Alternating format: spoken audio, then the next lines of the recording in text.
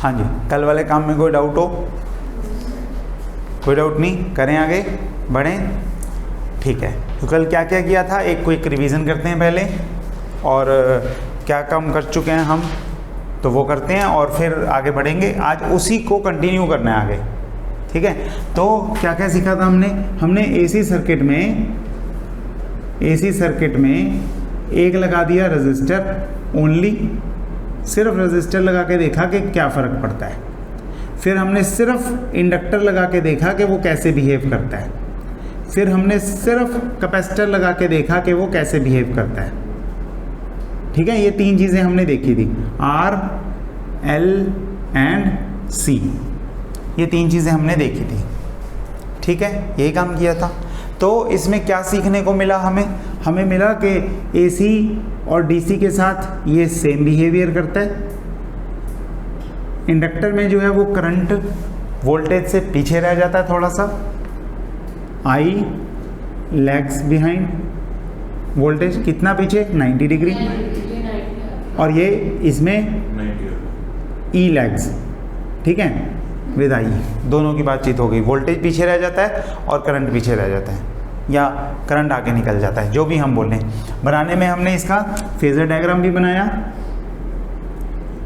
Phasor diagram, और तीनों resistances की वैल्यू भी देखी। तीनों रेजिस्टेंसेस में एक रेजिस्टेंस तो आ रही है, पता ही है, दूसरी रेजिस्टेंस हुई XL which is equal to omega L, और तीसरी रेजिस्टेंस हुई XC which is 1/C omega या ओमेगा C, जो भी लिखो। इसे बोलते हैं रेजिस्टेंस, इसे बोलते हैं इंडक्टिव रिएक्टेंस, और इसे बोलते हैं कैपेसिटेटिव रिएक्टेंस, ठीक है। ये हमने सीखा था। और जब हम बोलते हैं कि लैग्स बिहाइंड, उसका मतलब भी एक बार फिर से बता देता हूँ कि अगर वोल्टेज जो है वो ऐसे जा रही है, ठीक है, ये वोल्टेज का ग्राफ है, वोल्टेज इस तरह से जा रही है, तो अगर हम बोलते हैं कि रेजिस्टर सेम बिहेव करता है, तो अगर आप सर्किट में सिर्फ रेजिस्टेंस लगाओगे तो करंट भी ऐसे ही जाएगा, 0 पे 0 और मैक्सिमम पे मैक्सिमम और 0 पे 0, साथ साथ चलेगा इसके, मतलब सेम फेज, और मैग्नीट्यूड कुछ कम होगा, ठीक है। ये कौन सा केस है? जब आपने रेजिस्टेंस लगाई है, रेजिस्टेंस, क्लियर है? ये तो बात पता ही है हमें। अगर हमने इंडक्टर लगाया है तो इस केस में I0 E0 तो वही है। I0 क्या होगा? इंडक्टर के केस में I क्या रहता है? इसमें E0 और I0 सेम फेज में थे, इसमें क्या रहता है? पीछे रहता है, पीछे रहता है, तो मतलब वो 90 पे होगा, वो 0 पे। हाँ, तो जब वो 0 पे होगा तो वो मिनिमम पे होगा, है ना, और जब वो 90 पे मैक्सिमम पे होगा तो ये 0 पे होगा। तो ये कुछ इस तरह से आप बना सकते हो, इस तरह से। बात पता लगी? मैंने 90 पीछे कर दिया, तो 90 पीछे मतलब इससे पीछे ये क्या होगा? ऐसे ही जाएगा ना नीचे को, और मैग्नीट्यूड कम है इसका, E0 ज़्यादा है, I0 कम है, तो I0 का मैक्सिमम मैग्नीट्यूड यहाँ तक कितना? E0 अपॉन XL, इतना मैग्नीट्यूड, और वो कम है। और फिर जब वो मैक्सिमम पहुँच गया तो ये 0 पे है, और जब वो 0 पहुँच गया तो ये मैक्सिमम पे है, और जब ये 0 मिनिमम पे पहुँचेगा तो ये 0 पे आएगा, है ना। तो I जो है वो थोड़ा सा पीछे चल रहा है, इस तरह से बना दिया। जब वो मिनिमम पे होगा वो मैक्सिमम पे, मतलब 0 से 0 मैक्सिमम, 0 मिनिमम है, तो जब वो 0 पे होगा तो ये मिनिमम पे होगा, और जब ये मैक्सिमम पे पहुंचेगा तो ये 0 पे पहुंचेगा, जब ये वापस 0 पे पहुंचेगा तो वो मैक्सिमम पे होगा, और जब वो मिनिमम पे पहुंचेगा तो ये 0 पे होगा। इस तरह से उसके पीछे पीछे चलेगा बिल्कुल, ठीक है, उसके बिल्कुल पीछे पीछे 90 डिग्री। एक बार फिर से कोशिश करते हैं, यहाँ पे और ज़्यादा क्लियर हो जाएगा शायद। तो अगर ये ग्राफ E0 का है, तो अब कैपेसिटर के केस में ये इंडक्टर का केस था, ये रेजिस्टर का केस था। कैपेसिटर के केस में करंट क्या रहता है? आगे। तो जब वो 0 होगा तो ये मैक्सिमम होगा, कॉस कम ना ले। पर उसके बराबर नहीं लेके जाना, हाँ उससे कम लेके जाना है, क्योंकि आई नॉट का एम्पलीट्यूड थोड़ा सा कम होता है ई नॉट से। तो ये यहाँ से शुरू करेगा अपनी जर्नी, और जब ये मैक्सिमम तो ये 0, और फिर इस तरह से आगे चलता रहेगा। बात पता लग गई? तो आप अगर यहाँ से ग्राफ शुरू कर दोगे तो आई नॉट का ग्राफ बन जाएगा इसमें, यहाँ से शुरू कर दोगे तो इसमें, और पीछे वाले से शुरू कर दोगे तो बन जाएगा आई नॉट का ग्राफ इसमें। इस तरह से ये भी हमने सीख लिया था कल। ये वाले ग्राफ ठीक है नहीं बनाए, पर सीख लिया था कि वो लैग्स बिहाइंड का क्या मतलब है, और रिवीजन में मैंने दोबारा से बता दिया। बस बात वही है जो हमने कल भी कर ली थी। ठीक है, एक बात और क्या सीखी थी, एक बात और स्पेशल क्या सीखी थी कि रेजिस्टेंस सेम बिहेव करता है एसी और डीसी पे, दोनों में करंट की वैल्यू उतनी ही कम करेगा, एसी में भी डीसी में भी। इंडक्टर क्या करता है? इंडक्टर एसी को ब्लॉक कर लेता है और डीसी पे कोई फर्क नहीं, तो डीसी को नहीं कम करता वो, लेकिन एसी को कम कर देता है, एसी को ब्लॉक कर देता है। और कैपेसिटर डीसी को ब्लॉक कर देता है और एसी को पास कर देता है। ये सारी बातें क्लियर है कि नहीं? ठीक है, कुछ कुछ समझ में आ गई हैं? दोबारा से करेंगे एक बार और समझ में आ जाएगा। अगर कल का लेक्चर मिस हुआ है कोई बात नहीं आपका। तो हम आज वाला आर्टिकल अब शुरू करते हैं इसके आगे से। और अब क्या करेंगे, अब सिर्फ अब तीनों को एक साथ करके देखेंगे। तो अब हम लगाएंगे एल सी आर तीनों एक ही सर्किट में, एक ही सर्किट में लगाएंगे, और लगाएंगे भी कैसे? सीरीज में। तो अगर ये आर्टिकल समझ में आ गया तो मतलब पिछले तीनों हो गए। इसे ध्यान से समझ लेना आराम से, ठीक है? तो लगा दो। कैसे लगाओगे? पहले ये लो, आर लगा दिया मैंने, और फिर इंडक्टर लगा दिया, और फिर कैपेसिटर लगा दिया, और नीचे एक एसी वोल्टेज सोर्स लगा दिया। ठीक हो गया? आर एल सी तीनों लगा दिए, सीरीज में लगाए हैं। करंट कितना जाएगा? आई, और सीरीज में करंट सेम रहता है, सीरीज में करंट सेम रहता है। तो इस बार हम करंट मान लेते हैं, I is equal to I naught sine omega t. इतना करंट है जो तीनों में जा रहा है। ठीक हो गया? बना भी लेते हैं, फेजर डायग्राम भी बना लेते हैं साथ साथ। तो अगर ये है तो मान लो मैंने एक्स एक्सिस के अलोंग ले लिया करंट आई नॉट। ठीक हो गया? चल जाएगा काम, कोई दिक्कत वाली बात नहीं। आई नॉट पीक वैल्यू है, आई मानना आई मान लो इस तरफ, या ऐसे करके आप वो भी बना सकते हो, वो बाद में बनाएंगे। चलो, तो आई मान लिया हमने एक बार के लिए। इस तरफ इस डायरेक्शन में आई नॉट हो गया एक्स एक्सिस के अलोंग एक्स एक्सिस।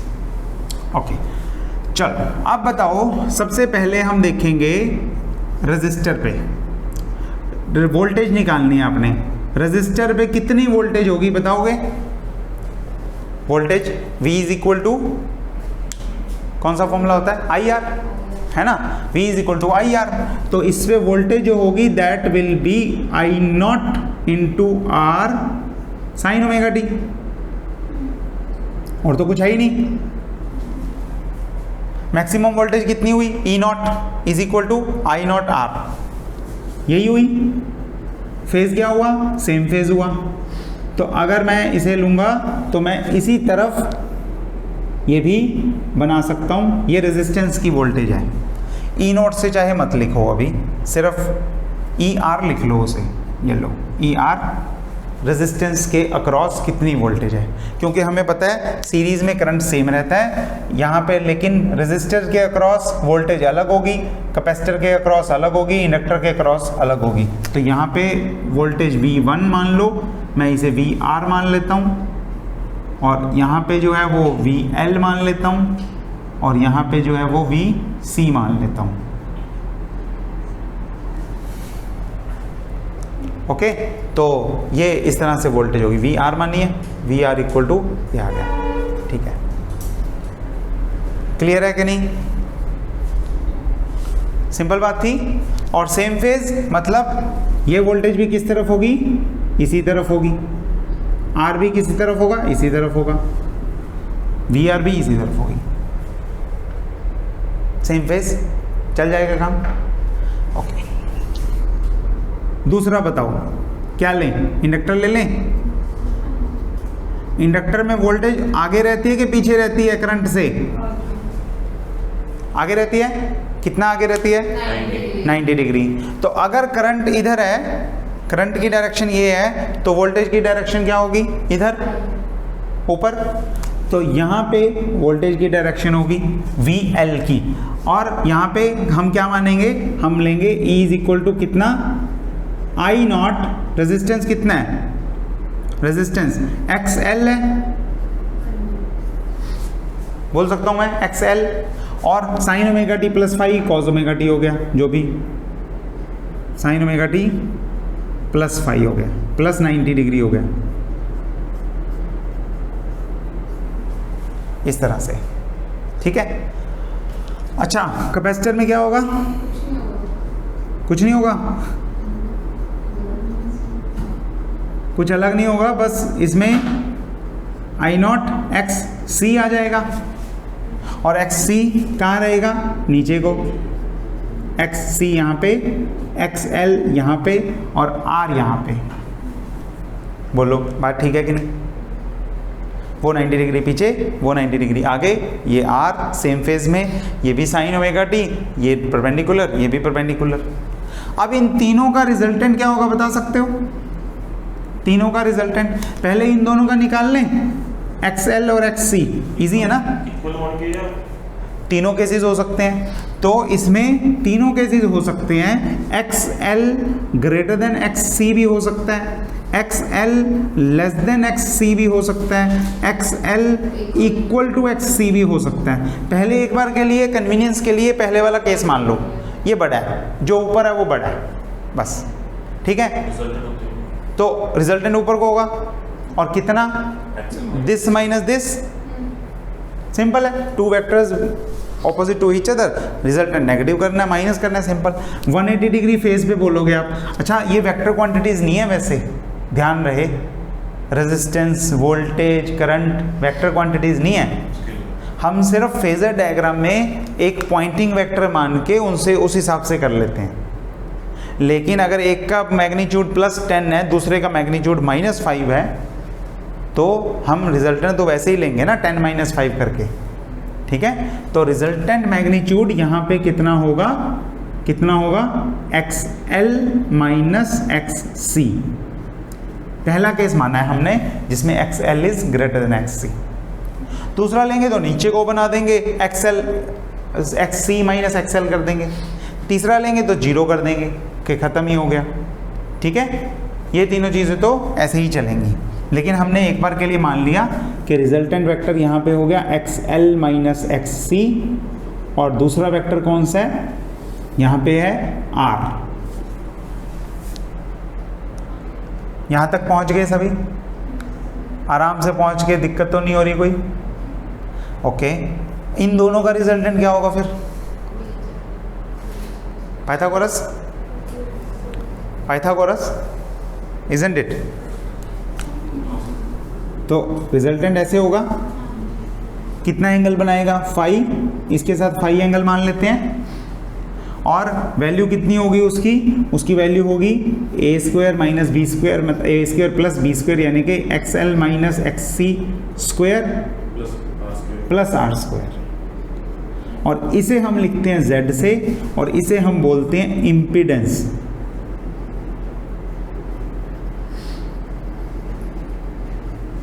ये है रिजल्टेंट रेजिस्टेंस।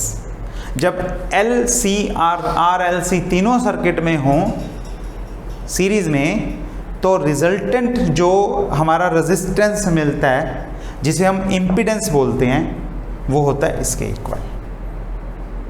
और कितने एंगल पे? एंगल भी देखोगे तो tan phi देख सकते हो, tan phi will be equal to perpendicular upon base, perpendicular upon base, तो ये वाली वैल्यू होगी। दोनों रिजल्ट्स हैं, इंपॉर्टेंट हैं, देख लो। यहाँ तक कोई दिक्कत लगती है तो बताओ, चेक कर लो। सिंपल सा आर्टिकल है, इसके कंक्लूजन्स हम अभी देखेंगे, सीखेंगे।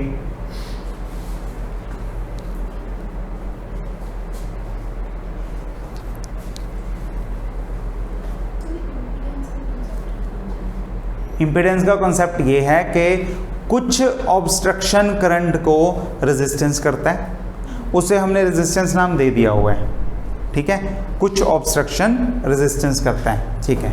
लेकिन अगर L सर्किट में लगा हो और C सर्किट में लगा हो तो ये भी करंट को रोक रहा है और ये भी करंट को रोक रहा है, तो तीनों का जो टोटल इफेक्ट है उस रेजिस्टेंस को, उस ऑब्स्ट्रक्शन को क्या बोलेंगे?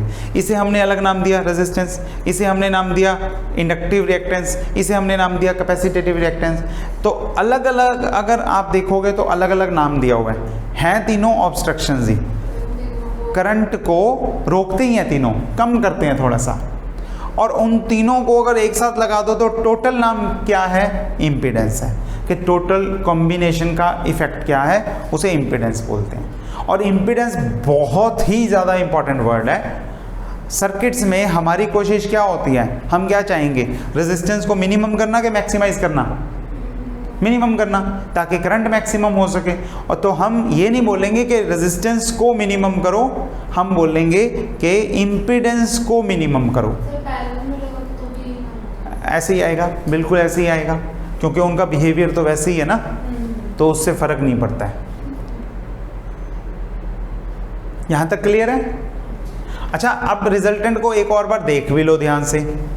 अगर एक्सेल बड़ा हुआ, जैसे पहला केस, मैं सिर्फ डिस्कशन कर रहा हूं इसमें, इधर ही ध्यान रखना, ठीक है, जाना मत कहीं। तो एक्सेल बड़ा हो इससे, तो एक्सेल माइनस एक्स ही आएगा, ठीक है। और एंगल, ये तो स्क्वायर है, फर्क ही नहीं पड़ना, जेड तो उतना ही आएगा। और एंगल कितना हो जाएगा? पॉजिटिव। पॉजिटिव मतलब आर से थोड़ा सा वो वोल्टेज क्या करेगी? लीड करेगी उसे, है ना। तो यहाँ पे हम आई को अब लिखेंगे, जो आई नॉट है वो total peak value upon Z, ऐसे लिखेंगे हम टोटल सर्किट में। अलग अलग लिखना है तो आर एक्सएल एक्ससी, लेकिन टोटल लिखना है तो जेड। ई नॉट लिखना है तो E nought is equal to I nought Z, ऐसे होगा ना, ठीक है। तो ये हो गया V is equal to I R वाला फॉर्मूला। लेकिन R जो है वो सिर्फ R नहीं है, वो Z है। तो वोल्टेज को रिप्रेजेंट करेगा ये I, तो यहाँ पे है इसके अलोंग। अगर XL बड़ा हुआ XC से तो वोल्टेज लीड करेगी, ऊपर को जाए बनेगा एंगल, ठीक है। अगर XL छोटा हुआ तो वैल्यू पे तो कोई फर्क नहीं पड़ा, स्क्वायर हो गया, नेगेटिव का स्क्वायर भी पॉजिटिव है, वही रहेगी वैल्यू। लेकिन यहाँ पे एंगल 90 नेगेटिव हो गया। अगर XC बड़ा हुआ XL से तो ये नेगेटिव आ जाएगा, नेगेटिव आएगा तो ये इस तरफ बनेगा, voltage lags behind the current अगर नेगेटिव हो। अगर पॉजिटिव हो तो वोल्टेज लीड्स द करंट। और अगर इक्वल हो जाए तो बड़ी इंटरेस्टिंग चीज़ है, Z मिनिमम हो जाएगा ना, क्योंकि Z की मिनिमम वैल्यू है जब आप इसे ज़ीरो ही कर दो। तो Z मिनिमम कब होता है? When XL and XC are equal, मतलब दोनों की वैल्यू इंपॉर्टेंस बराबर होती है। एक पर्टिकुलर फ्रीक्वेंसी पे ये होता है, वो भी हम करेंगे। लेकिन यहाँ तक पहुँच गए तो इक्वल हो जाए तो ये Z इक्वल टू R हो जाएगा, मतलब L और C का इफेक्ट, रेजिस्टेंस नेग्लिजिबल हो जाएगी एक पर्टिकुलर फ्रीक्वेंसी पे, और करंट मैक्सिमम हो जाएगा, ठीक है। तो वहाँ पे ये सेम फेज में आ जाएगा करंट के साथ। खत्म हुआ? कोई डाउट है तो बताओ। हाँ प्रियांशी, फिर से बताऊँ कुछ? आ गया समझ में? ठीक है। हाँ जी फतेह। ओके, सिंपल आर्टिकल, कोई मुश्किल नहीं है। थ्रू आउट क्या क्या चीज़ें चलेंगी? आपने फेज का ध्यान रखना है, उसके बिहेवियर का ध्यान रखना है कि सेम कर ब्लॉक करता है कि नहीं पास करता है, और इन वैल्यूज़ को अच्छे से याद कर लेना है। XL XC, बस ख़त्म हो गया, इतना ही है। एक्सल और एक्सी याद कर लेना है। ठीक है, तो ये मेन आर्टिकल था। एसी सर्किट को हमने एलसीआर सर्किट को सीरीज़ में लगा के, एसी सर्किट में सीरीज़ में लगा के एलसीआर को उनका इफेक्ट देख लिया, किस तरह से उनकी नेट रेजिस्टेंस मिलती है, इम्पीडेंस बोलते हैं जिसे, और कितने एंगल पे, फेज़ में कितने फेज़ पे मिलती है। ठीक है, उनका अलग अलग क्या बिहेवियर है और कितना फेज़ है। चल जाएगा काम? ठीक है, चलो खत्म हुआ ये वाला।